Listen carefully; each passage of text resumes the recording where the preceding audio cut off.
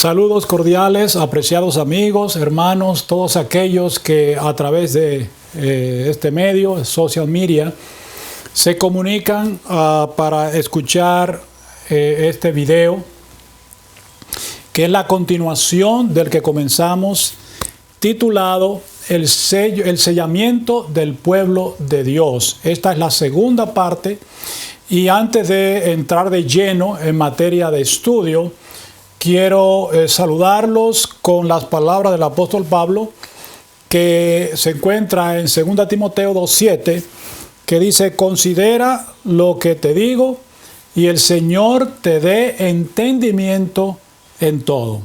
De manera que hicimos la primera parte, el sellamiento del pueblo de Dios, y en esta segunda parte queremos enfatizar de que el sello de Dios se revela en la observancia del séptimo día sábado de la creación del ciclo semanal. En Joya de los Testimonios, tomo 2, página 184, dice: nuevamente ha de recorrer la tierra el ángel destructor. Se ha de colocar una marca sobre el pueblo de Dios, y esa marca es la observancia de su santo sábado. De manera que el sello de Dios o la marca de Dios se ha de colocar sobre el pueblo, y esa marca, dice, es la observancia del santo sábado, séptimo día. Por eso también el Señor dice: les di también mis sábados para que sean una señal entre mí y ellos. Y el sábado, ese mandamiento que está en el mismo centro de la ley, es el que reúne todas las características de un sello. Lleva el nombre, el territorio y el título del creador de todas las cosas. Ahora, ¿qué significa recibir el sello entonces? ¿O qué significa estar sellado, en otras palabras? Evento de los últimos días, página 186, dice: tan pronto como el pueblo de Dios sea sellado en su frente, no se trata de un sello o marca que se pueda ver, sino un afianzamiento en la verdad, tanto intelectual como espiritualmente, de modo que los sellados son inconmovibles. Ahí está, hermano. ¿Cuándo es que una persona está sellado? No es cuando después que se da la ley dominical o que se da el decreto y pasa cierta prueba. No. Es cuando una persona llega a afianzarse en la verdad de manera que es inconmovible. Sea que lo amenacen con la muerte, que le quiten sus posesiones, le quiten su familia. Si esa persona está afianzada en la verdad, dice que es sellada esa persona para la salvación. ¿Qué significa afianzamiento en la verdad? ¿Cuál es la verdad que nosotros como pueblo remanente hemos recibido? Nosotros tenemos varias información bíblica que demuestra que nuestra obra es similar a la de Elías. De igual manera que fue Juan el Bautista, nosotros también tenemos una misión sobre la tierra, y la nuestra es la última que nos ha tocado. En Mateo capítulo 17, desde el 11 en adelante, Jesús respondió: a la verdad, Elías viene primero y restaurará todo. Sin embargo, os digo que Elías ya vino y no le reconocieron. Antes hicieron con él todo lo que quisieron. Así también el Hijo del Hombre acaecerá con ellos. Entonces los discípulos entendieron que les habló de Juan el Bautista. Pero ¿cuál fue esa obra de Elías y Juan el Bautista que nosotros también tenemos que llevar a cabo? En primer lugar, Juan el Bautista tuvo la solemne encomienda de preparar el primer advenimiento de Cristo. Nosotros nos toca preparar la segunda venida de Cristo, o su segundo advenimiento. se le encomendó el llamar al arrepentimiento o reavivamiento y reforma del corazón. De igual manera nosotros también estamos llamados a hacer una reforma cabal en nuestras vidas. Esa es la verdad que se nos ha sido revelada. También de denunciar la idolatría del pueblo de Dios, así como Juan el Bautista lo declaró fielmente, de llamar al pecado por su nombre. Herodes, cuando tenía como esposa a Herodías, que no le era lícito, Juan fielmente denunció, y esto incluso le terminó costando la vida. Nosotros se nos ha encomendado, al igual que Juan el Bautista, de promover una reforma en la familia. Y de paso, en Malaquías capítulo 4 dice que he aquí yo envío al profeta Elías antes que venga el día grande y terrible de Jehová. Él hará volver el corazón de los padres hacia los hijos, dando a entender que debe haberse una reforma en la familia. Esa es la verdad. ¿Qué más? De promover la temperancia en todas las cosas. Juan el Bautista tenía su dieta especial. Elías también. Elías fue progresando en la reforma pro salud. Primero fue alimentado por los cuervos, ¿se acuerdan de esa experiencia? Luego su última dieta fue mucho más fortaleciente. Fue cuando aquella viuda le hizo una torta de harina.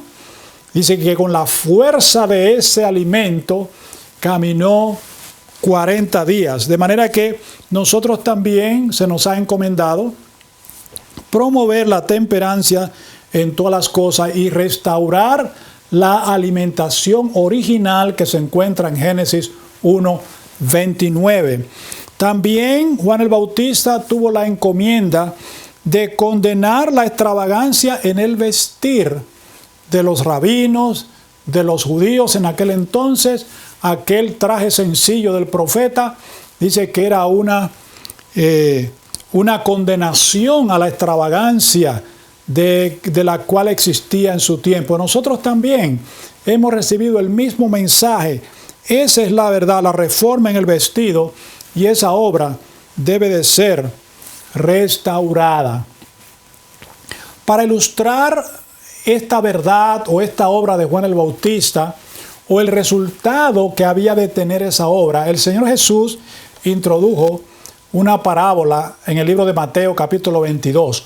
No vamos a leer esa parábola para poder cubrir otro material que queremos presentar, pero yo espero que ustedes tomen el tiempo para leerla cuidadosamente, porque tiene un significado especial. Representa la obra que comenzó el Señor cuando pasó al lugar santísimo, el santuario, en 1844, y comenzó la obra de juicio investigador. En el Conflicto de los Siglos, página 482, Conflicto de los Siglos 482, en la parábola del capítulo 22 de San Mateo, se emplea la misma figura de las bodas. Y se ve a las claras que el juicio investigador se realiza antes de las bodas. Dice claramente, se ve allí en esa parábola, que el juicio se lleva a cabo antes de que Cristo venga. Sigue diciendo, antes de verificarse estas, entra el rey para ver a los huéspedes y cerciorarse de que todos llevan las vestiduras de boda, el manto inmaculado del carácter, lavado y emblanquecido en la sangre del Cordero. Noten que nuestra misión como iglesia o como cuerpo de creyentes, como mensaje último a la historia de esta humanidad, se nos invita a tener el vestido de bodas que representa ¿qué? Dice, el manto inmaculado del carácter, lavado y emblanquecido en la sangre del Cordero. Esta tarea de examinar los caracteres y de determinar los que están preparados para el reino de Dios es la del juicio investigador la obra final que se lleva a cabo en el santuario celestial. Y ahí quiero detenerme un momento. Noten que esta es la obra final. Dice que comenzó cuando el Señor Jesús entra a ministrar y que dice que presenta esa puerta abierta que nadie puede cerrar y cierra la del lugar santo que nadie puede abrir. Comienza esta última y magna obra, que es la obra de su investigación, y que al final de eso sería ya prácticamente el cierre de la gracia. ¿Qué acontecerá cuando todos los casos sean examinados en el juicio? Sigue diciendo el siguiente párrafo. Cuando haya terminado este examen, cuando se haya fallado respecto de los que en todos los siglos han profesado ser discípulos de Cristo, entonces y no antes habrá terminado el tiempo de gracia y será cerrada la puerta de la misericordia. Precisamente Satanás está muy empeñado en hacer entender a la gente de que esa es una obra que se va a hacer después que se levanta la imagen de la bestia o la ley dominical o en un tiempo muy, muy posterior. Pero nos olvidamos de qué, de que no antes, dice aquí, se terminará el tiempo de gracia y será muy tarde, se estará cerrada la puerta de la misericordia. Por eso dice, y las palabras de las que estaban preparadas entraron con él a las bodas y fue cerrada la puerta. Nos conduce a través del ministerio final del Salvador hasta el momento en que quedará terminada la obra de la salvación del hombre. Noten que allí esta parábola nos conduce a todo este trayecto desde el 1844 hasta nuestros días, hasta el mismo final se hace esa obra en el cual todos nosotros tenemos que ser examinados y tenemos que ser hallados con el traje inmaculado. Por eso, en la página 544, la sierva del Señor dice, estamos viviendo ahora en el gran día de la expiación. ¿Cuándo es que estamos viviendo? Ahora, dice ella, y esto fue escrito hace más de 100 años. Cuando en el servicio simbólico el sumo sacerdote hacía la propiciación por Israel, todos debían afligir sus almas arrepintiéndose de sus pecados y humillándose ante el Señor si no querían verse separados del pueblo. De la misma manera, todos los que desean que sus nombres sean conservados en el libro de la vida, deben ahora, dice aquí. Noten el énfasis y léanlo ustedes en sus casas. Eso está en el Conflicto de los Siglos, página 544. Dice que deben ahora, en los pocos días que les quedan de este tiempo de gracia, afligir sus almas ante Dios con verdadero arrepentimiento y dolor por sus pecados. Hay que escudriñar honda y sinceramente el corazón. Hay que deponer el espíritu liviano y frívolo al que se entregan tantos cristianos de profesión. Precisamente por eso la iglesia está en la condición en que está. Un ambiente frívolo, liviano, tibio, es que cunde por todas partes porque se entiende que habrá un tiempo mejor en la historia en el cual la iglesia va a recibir algún poder sobrenatural, cuando ya ese poder sobrenatural o esa provisión ha sido hecha de antemano por el Señor. Entonces, ¿cuándo debemos prepararnos para el sellamiento? Ahora, hermanos. Sigue diciendo, empeñada lucha espera a todos aquellos que quieran subyugar las malas inclinaciones que tratan de dominarlos. La obra de preparación es obra individual. No somos salvados en grupos. La pureza y la devoción de uno no suplirá la falta de estas cualidades en otro. Si bien todas las naciones, y atención a esto, todas las naciones deben pasar en juicio ante Dios, sin embargo, Él examinará el caso de cada individuo de un modo tan riguroso o tan rígido y minucioso como si no hubiera otro ser en la tierra. ¿Por qué? Porque cada cual tiene que ser probado y encontrado sin mancha ni arruga ni cosa semejante. Y eso no se puede improvisar, hermanos. Esto no va a venir en un momento dado cuando se levante una persecución. No, hoy nosotros estamos determinando si recibimos el sello de Dios o recibimos la marca de la bestia. ¿Por qué?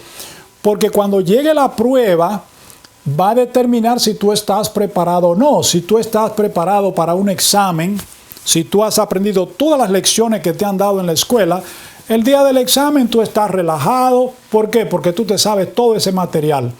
Pero ¿qué sucede si un día y tú no estás preparado y dices, vamos a dar el examen hoy, y tú no estás preparado? ¿Qué sería?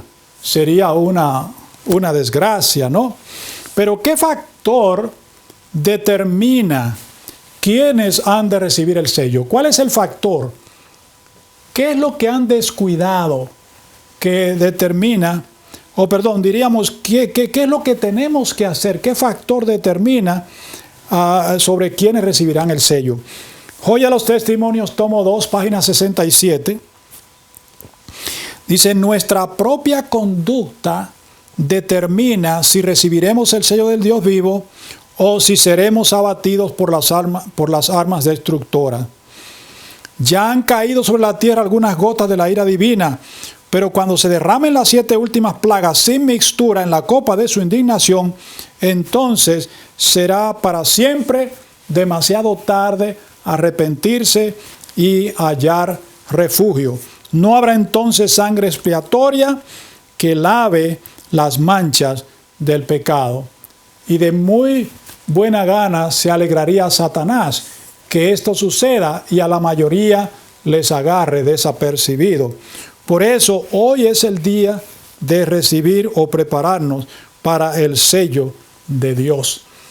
¿Quiénes han de recibir el sello de la aprobación de Dios?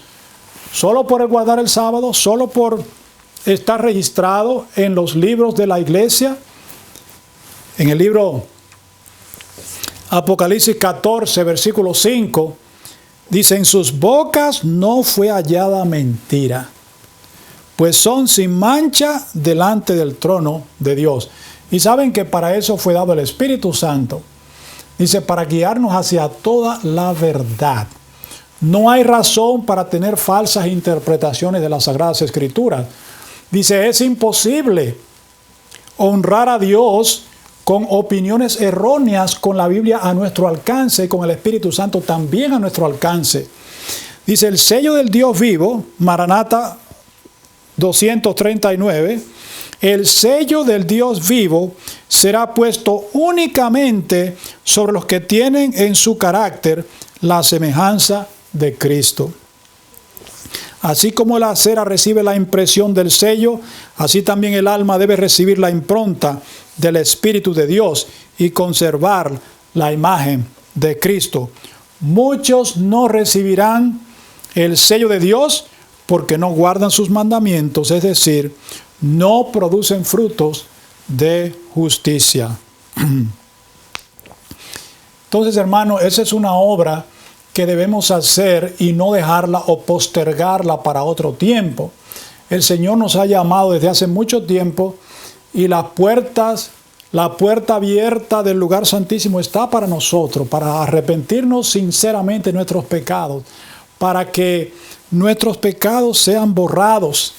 Y como dice en Palabra de Vida el Gran Maestro, página 47, Cristo espera con un deseo anhelante la manifestación de sí mismo en su iglesia.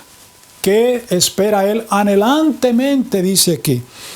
Cuando el carácter de Cristo sea perfectamente reproducido en su pueblo, entonces Él vendrá para reclamarlos como suyo. Noten que la espera o la dilación no está de parte del Señor, sino de nosotros. No está de parte de la ley dominical o del papado, está de parte nuestra. Cuando el carácter de Cristo sea perfectamente reproducido en usted y en mí, entonces dice, entonces Él vendrá para reclamarlo como suyo. Y ese es el desafío, ese es el afianzamiento a la verdad. Porque ¿quién es la verdad? Cristo. Yo soy el camino, dice Él, la verdad y la vida. Nadie viene al Padre sino por mí. En Evento de los Últimos Días, página 187. Evento de los Últimos Días, 187 dice, el sello del Dios viviente solo será colocado sobre los que son semejantes a Cristo en carácter. Y el hecho de postergar el sellamiento, eso siempre está proyectando una idea falsa de que en algún momento de la historia de la humanidad habrá mejores condiciones para que la gente se consagre y revele el carácter de Cristo, cuando el llamado ha sido hecho desde el año 1844, cuando la verdad salvadora que santifica ha sido revelada desde hace mucho tiempo. Dice, los que reciban el sello del Dios vivo serán protegidos en el tiempo de angustia. Deben reflejar plenamente la imagen de Jesús. Y eso es algo que no se adquiere de la noche a la mañana. Ustedes saben que la obra de la santificación es una obra ¿de qué? De toda la vida. Entonces, en este caso, ¿quiénes no han de recibir el sello? ¿Quiénes no les interesa, diríamos, o no se quieren preparar para recibirlo? En Maranata 2:39 dice, la gran masa de cristianos profesos sufrirá una amarga desilusión en el día del Señor. ¿Cómo es eso?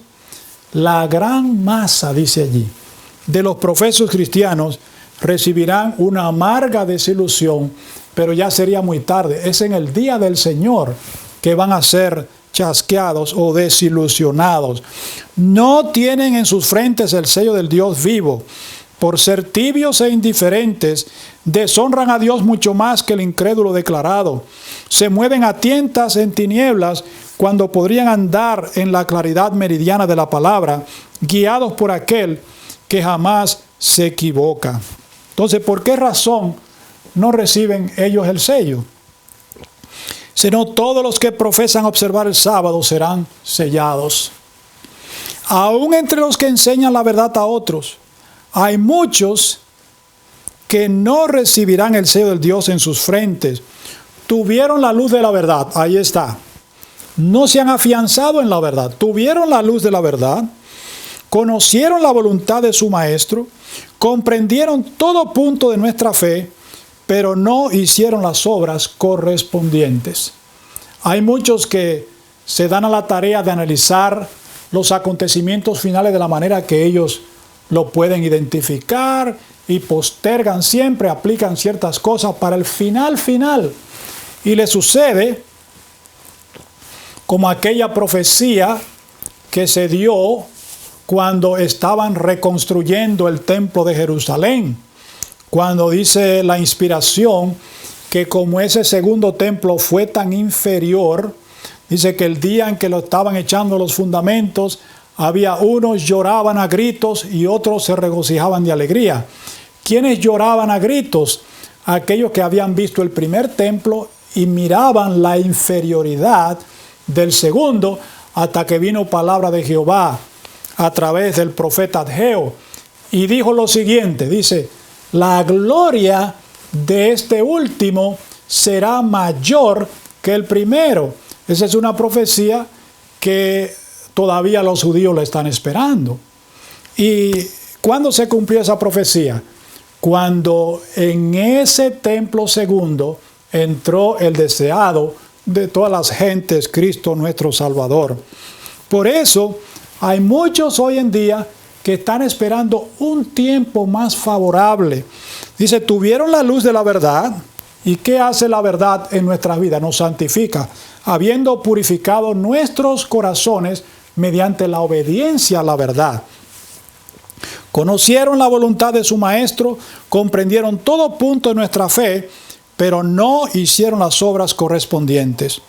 Los que conocieron también las profecías y los tesoros de la sabiduría divina, debieran haber actuado de acuerdo a su fe, debieran haber mandado a sus familias tras sí. Ahí está la obra de Juan el Bautista, de Elías, para que por medio de un hogar bien ordenado pudiesen presentar al mundo la influencia de la verdad sobre el corazón humano.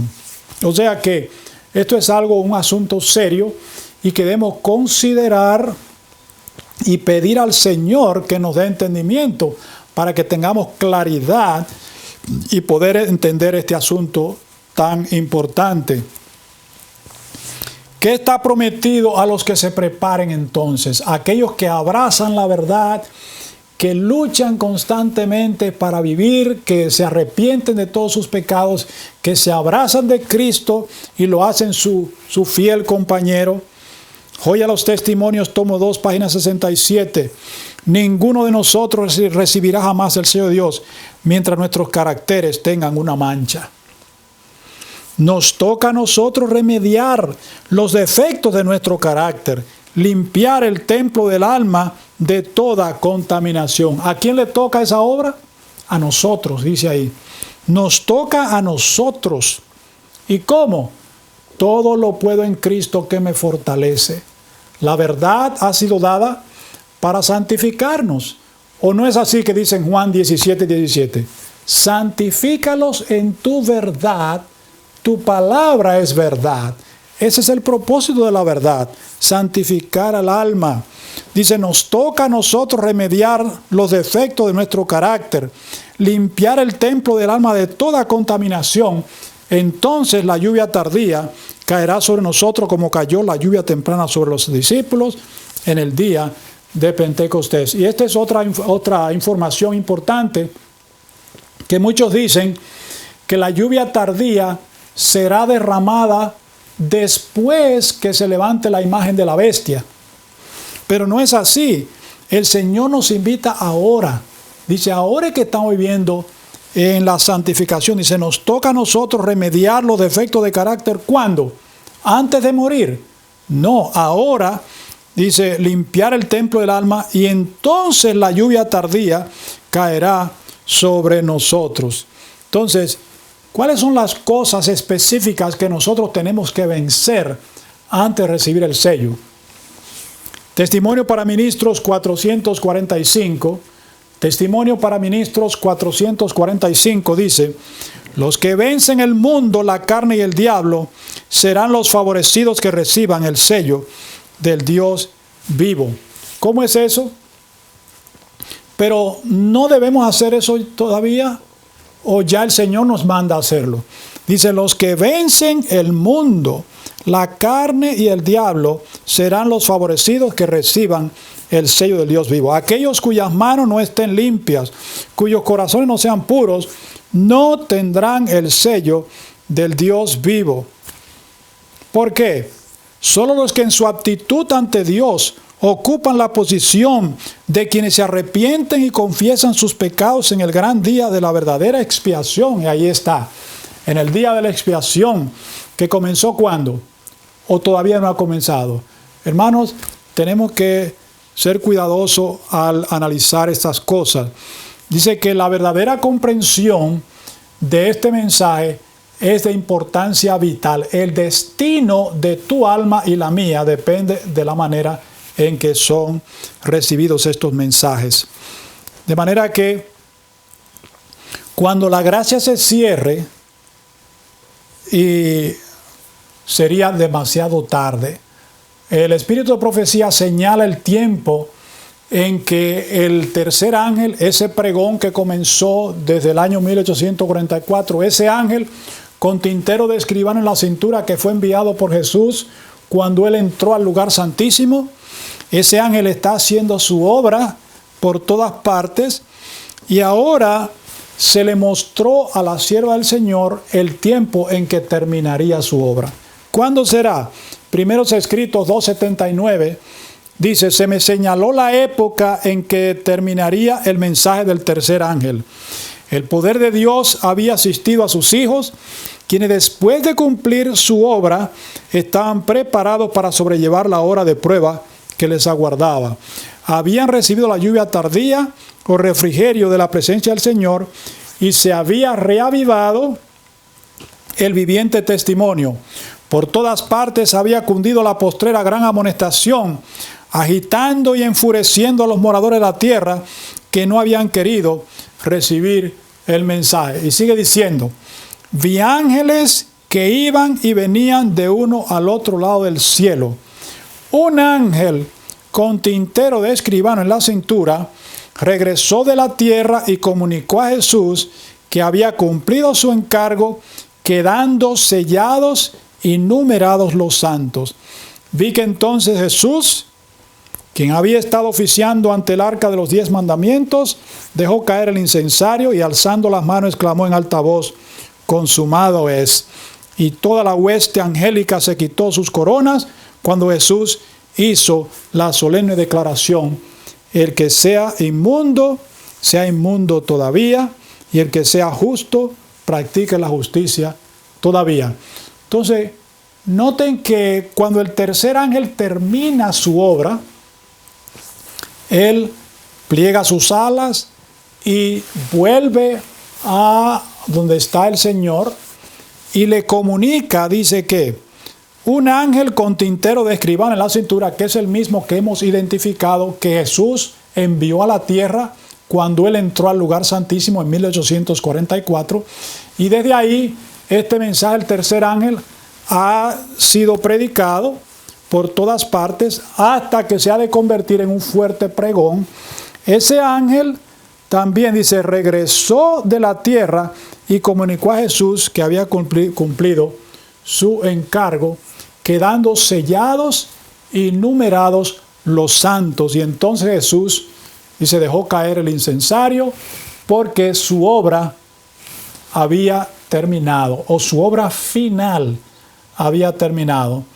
Y esa sería, dice, sería una hora tan solemne que cuando el Señor pronuncie esas palabras, dice, el que es inmundo sea inmundo todavía, ya no hay oportunidad. Sería para siempre demasiado tarde. De manera que esta obra se viene llevando a cabo desde que comenzó a proclamarse el mensaje de los 3 ángeles, y aquellos que han sido santificados mediante la verdad que ha sido revelada a nosotros, son sellados y van a tener un privilegio especial. ¿Por qué? Porque no olvidemos que en Apocalipsis 14, después que se dan el primero, segundo, tercer mensaje, y se dice, aquí está la paciencia de los santos, los que guardan los mandamientos de Dios y la fe de Jesús. Después que se dan los 3 mensajes, se dice el resultado y después hay una bendición especial que Dios da. En el versículo 13 dice, y oí una voz del cielo que dijo, escribe, dichosos los que de aquí en adelante mueren en el Señor. Cierto, dice el Espíritu, descansarán de sus fatigas, porque sus obras con ellos siguen. Noten que desde que se empieza a proclamar este mensaje del tercer ángel, el Señor inmediatamente pronuncia una bienaventuranza, o dichosos, dice en esta versión, los que de aquí en adelante. ¿De dónde en adelante? Desde que Cristo manda a ese ángel sellador. Desde aquí en adelante, dice, mueren en el Señor. ¿Por qué? Porque tienen una bienaventuranza. Y eso también va de acuerdo con lo que ya el profeta Daniel había revelado en el capítulo 12 de Daniel. Daniel capítulo 12 y los versículos 11 y 12 dice, desde el tiempo que se ha quitado el continuo hasta la abominación asoladora habrá 1290 días. Bienaventurado el que espere y llegue hasta 1335 días. Si usted calcula esta profecía tomando como referencia el año 508, aquí lo conduce directamente al año 1843, y entonces por eso también vemos que el versículo 12 dice: bienaventurado el que espere hasta esa fecha. ¿Por qué? Porque va a vivir en un periodo de la historia del mundo en el cual habrían de recibir el sello del Dios vivo. Entonces, en Daniel capítulo 12 también, y el versículo 2, dice allí la palabra, Daniel capítulo 12 y el versículo 2, dice: y muchos de los que duermen en el polvo de la tierra serán despertados, unos para vida eterna y otros para vergüenza y confusión perpetua. Noten que aquí se señala que habrá una resurrección en la cual resucitarán tantos justos como impíos, algunos para vida eterna y otros para condenación. ¿A qué se referirá esa resurrección de la cual aquí menciona el profeta Daniel? No se refiere a la que llamamos comúnmente la primera resurrección. En Apocalipsis capítulo 20 y el versículo 6 dice que los que se levantan en la primera resurrección son bienaventurados todos. Apocalipsis 26: dichoso y santo el que tiene parte en la primera resurrección. La segunda muerte no tiene poder sobre estos, sino que serán sacerdotes de Dios y de Cristo y reinarán con él durante los 1000 años. De manera que aquí se ve claramente que todo aquel que resucite en la primera resurrección, y es interesante notar que esa resurrección es hecha o llevada a cabo por Cristo cuando viene en las nubes de los cielos. Él dice que llama a los muertos y dice: despertad los que dormís en el polvo, y los justos, y como dice aquí, dichosos también aquellos, se levantarán. Esa primera resurrección es hecha por Cristo en su venida. ¿Cómo sabemos eso? Mateo 26, 63 y 64. Pero Jesús callaba. Entonces el sumo sacerdote le dijo: te conjuro por el Dios viviente que nos digas si eres el Cristo, el Hijo de Dios. Jesús respondió: tú lo has dicho. Además os digo que en el futuro veréis al Hijo del Hombre sentado a la diestra del Todopoderoso, que viene en las nubes de los cielos. En Apocalipsis 1:7 dice: mirad que viene con las nubes y todo ojo le verá, aun los que le traspasaron. ¿Quiénes han de ver a Jesús cuando venga en gloria? Los que le traspasaron.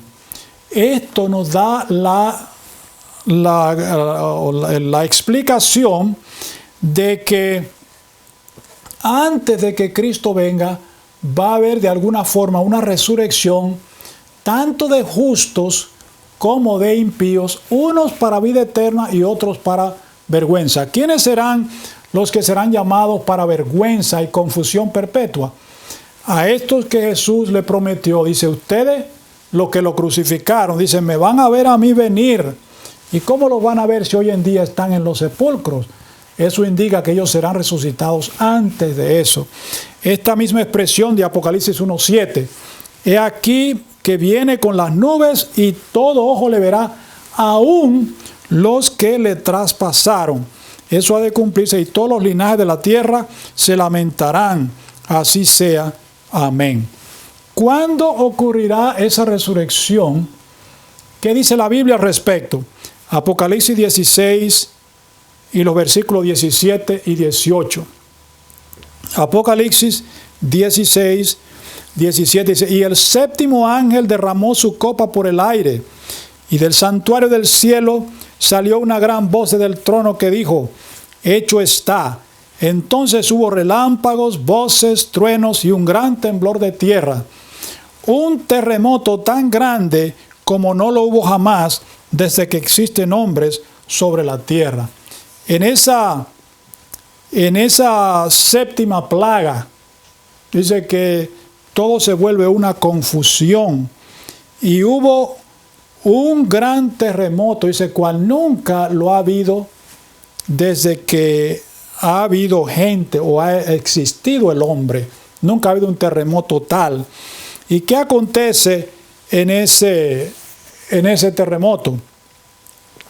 El conflicto de los siglos, página 695.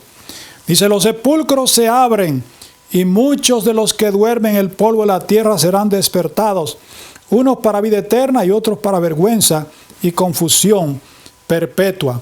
Y noten ahora lo que dice.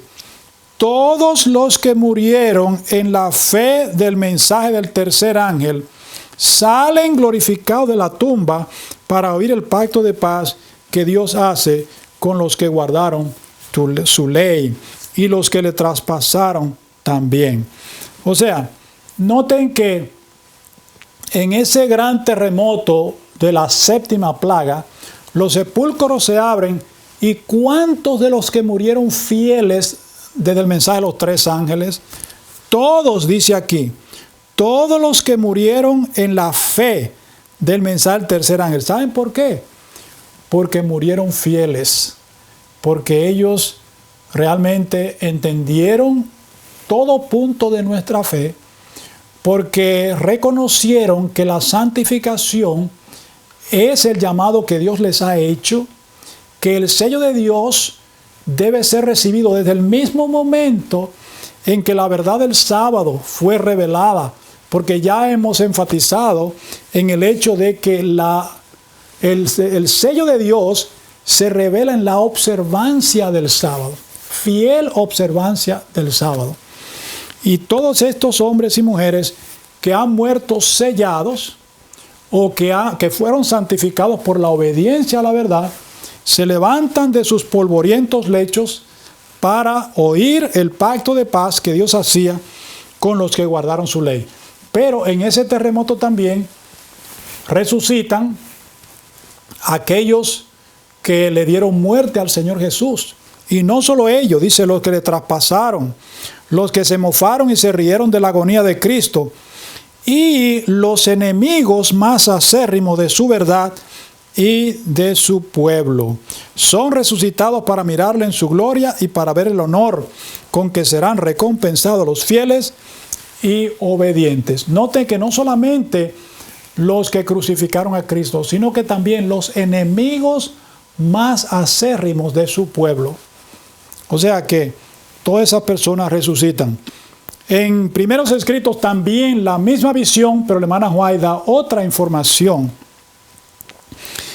2:85 dice, sobrevino un tremendo terremoto, abriéronse los sepulcros y los que habían muerto teniendo fe en el mensaje del tercer ángel y guardando el sábado, se levantaron glorificados de sus polvorientos lechos para escuchar el pacto de paz que Dios iba a hacer con los que guardaron su santa ley.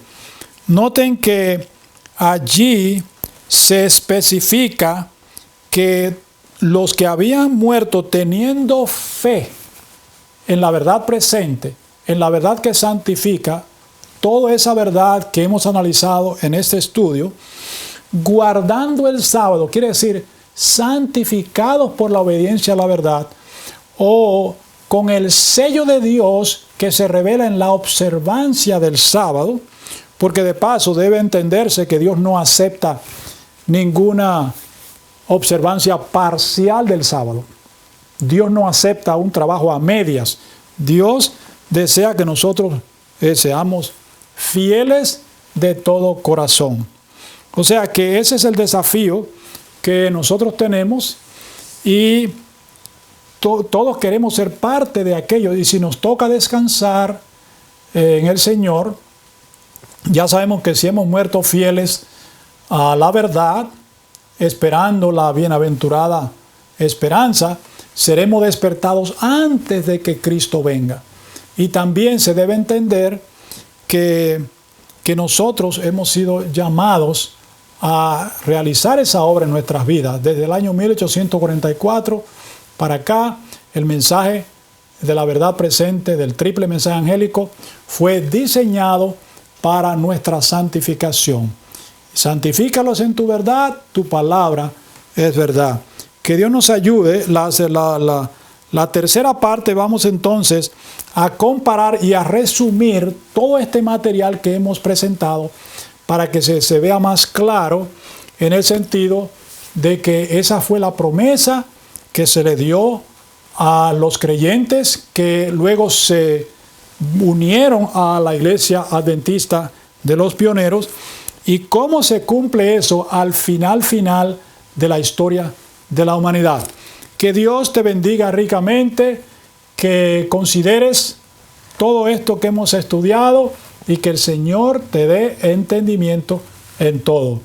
Que Dios te bendiga hasta la tercera parte de este tema, que será en breve. Amén.